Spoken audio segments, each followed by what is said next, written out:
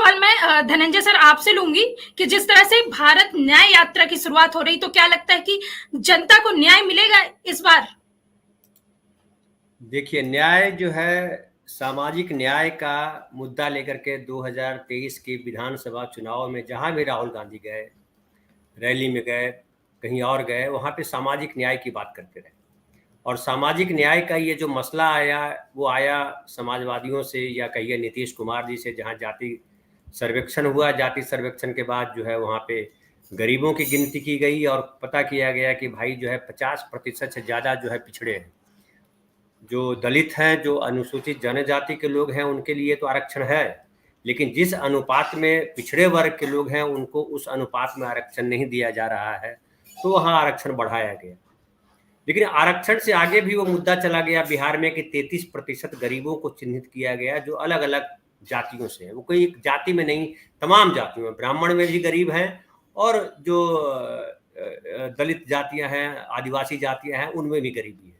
सबको चिन्हित किया गया और सबके लिए वेलफेयर योजना जो है बनाई गई या बनाई जा रही है।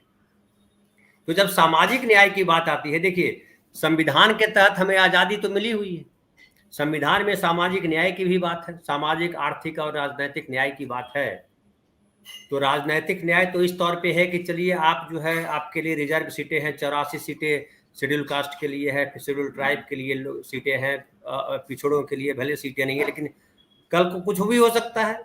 लेकिन जो सामाजिक न्याय है, जो समाज में जिस तरह से लोगों को अभी भी प्रताड़ना झेलनी पड़ती है जाति के नाम पर या लिंग के नाम पर, वो तमाम न्याय, वो केवल जातिगत न्याय की बात नहीं है। जब हम सामाजिक, राजनीतिक और आर्थिक न्याय की बात करते हैं, तो तमाम तरीके के न्याय की बात होती है। और मुझे लगता है कि कांग्रेस ने ये जो लीड लिया है, और इसी न्याय की जरूरत है, इसी न्याय पे काम करने की जरूरत है। और राहुल गांधी फिर 14 राज्यों की यात्रा करेंगे, 14 राज्यों से गुजरेंगे, तो भले समय इस बार कम लग रहा है, चूंकि बस से भी जाएंगे और पैदल भी चलेंगे, ठंड का भी समय है।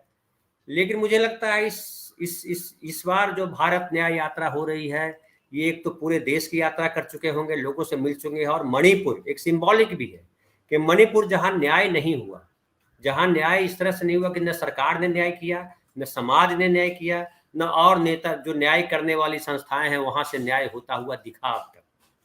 तो उस नाते जो है वो एक सिंबॉलिक है। और वहां से मुंबई तक आना है, मुंबई आर्थिक राजधानी है, तो आर्थिक राजधानी में जो आर्थिक न्याय है वो भी कहाँ हो पा रहा है। कोई बहुत गरीब है, कोई बहुत अमीर है।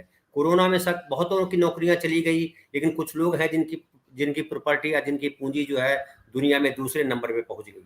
तो ये आर्थिक विषमता एक बहुत बड़ी लड़ाई है, और ये राहुल गांधी जी ने लिया है इस लड़ाई को अपने साथ, तो मुझे लगता है बड़ी बात है। और ये खास करके अब जब राममय होने जा रहा है पूरा देश 22 जनवरी से, और अभी गांव-गांव में उनके जो है वो चावल, हल्दी और चावल ले रहे हैं वहाँ से, उसके बाद प्रसाद बांटने जाएंगे। फिर जो है 543 लोकसभा सीटों क्षेत्रों से जो है 5-5 हजार लोगों को बुला रहे हैं। और एकदम एक मीडिया जिस तरह से चित्कार करेगा, आप जान लीजिए कि लगेगा कि हिंदुस्तान में कुछ उसके अलावा है ही नहीं।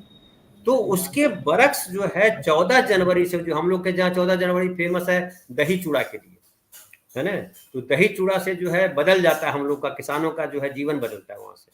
तो ये दही चूड़ा है जो है कमाल काम करेगा मुझे लगता है। और 14 जनवरी से 20 मार्च तक होली वगैरह सब गुजर जाएगी मुझे लगता है। अभी एग्जैक्टली मुझे याद नहीं है होली कब है, लेकिन एक अच्छा सा बनेगा। और मुझे लगता है कि राम के नाम पे जो राजनीति हो रही है, और राम के नाम पे जो पूरे देश में ध्रुवीकरण करने की कोशिश की जा रही है, सांप्रदायिक ध्रुवीकरण, उस पे कुछ अंकुश लगेगा। चूंकि राम के नाम पे जो न्याय है वो तो पूर्व जन्म का न्याय है, कि पूर्व जन्म में आपने अगर अच्छे कर्म किए हैं तो इस जन्म में अच्छा मिलेगा, पूर्व जन्म में आपने खराब कर्म किए हैं तो खराब मिलेगा। लेकिन जो जो सामाजिक न्याय है, जो संविधान हमें न्याय देता है, वो अभी इसी जन्म का इसी समय न्याय मिल जाता है हमको। तो इस न्याय की ज्यादा दरकार है। जी जी, बिल्कुल सही कहा सर आपने। अगला सवाल मैं मीनू जैन आपसे लूंगी। मैम, जिस तरह से अभी तक भारत जोड़ो यात्रा में महिलाएं भी जुड़ी हैं, क्या लगता है भारत न्याय यात्रा के जरिए महिलाएं और भी जुड़ेंगी? जी मैम। जी हाँ, बिल्कुल। आप ये देखिए कि इस यात्रा का प्रस्थान बिंदु क्या है।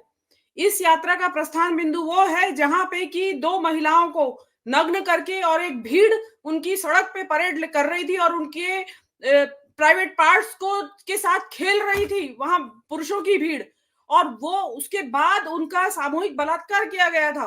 तो उस माहौल में वहां पे प्रधानमंत्री समेत और इस देश की जो राष्ट्रपति हैं, महिला राष्ट्रपति, ये इस देश के महिला आयोग की अध्यक्ष, महिलाएं जो महिला हैं, इस देश की महिला बाल विकास कल्याण मंत्री महिला है, जो वो भी चुप रही, बिल्कुल चुप्पी साधे रही।